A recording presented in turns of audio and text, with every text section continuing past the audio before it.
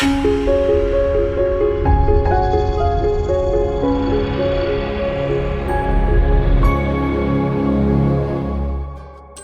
hari ini kita akan unboxing untuk printer Epson LQ-310.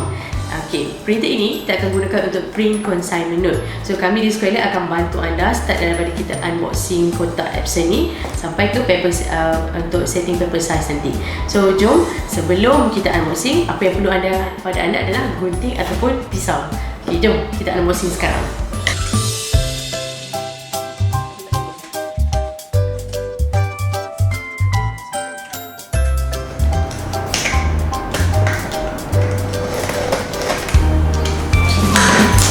Kita tengok apa yang dekat dalam ni. So, yang ni adalah kabel untuk cocok ke printer nanti. So, sekarang ini pula adalah ribbon ataupun ink yang kita masukkan dekat dalam Epson tu nanti. Okay, so sekarang kita buka kotak. Okay, kita dah keluarkan printer daripada kotak tadi. Sangat sungguh-sungguh. Okay, dekat dalam kotak tadi kita ada dapat wayar untuk kita sambung adapter ni daripada printer ke PC. And then kita juga ada dapat manual ni. Dia ada tunjuk manual macam mana untuk setting semua.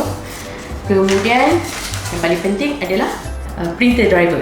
So yang ni yang akan perlu di install dalam PC atau laptop anda. Dan seterusnya adalah wayar adapter untuk sambung ke rak tadi. Okay, so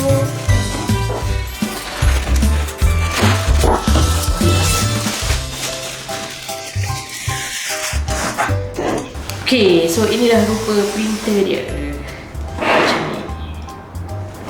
Okay, so sekarang apa yang kita perlu buat, sebab kita perlu masukkan dia punya ribbon. So cara dia, okay, so sekarang kita nak masukkan ribbon ni. So yang ni fungsi dia boleh ketatkan dengan longgarkan lah. Okay, so kita masukkan yang ni, letakkan dekat dia punya tas ke bawah tu sekali sampai dia bunyi tag. Tu. Okay, so yang ni pula kena masukkan dekat tengah-tengah, dekat tepi tu sampai dia bentuk ke bawah. Okay, nampak .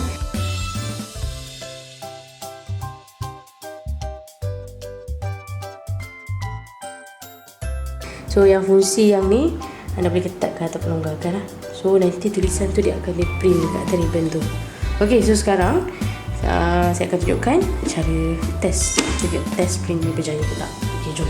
So tadi ribbon kita dah masukkan. So kita nak test sama ada ribbon yang kita masukkan tadi tu betul atau tak. So kita akan cuba run test dekat sini lah.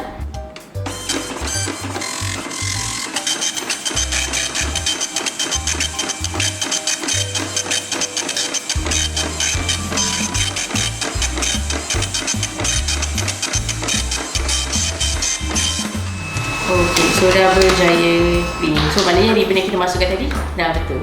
Okay, so untuk video seterusnya kita akan ajar macam mana untuk setting paper size dekat printer dan juga macam mana cara untuk masukkan consignment note dekat printer Epson. So nantikan untuk video seterusnya. Terima kasih.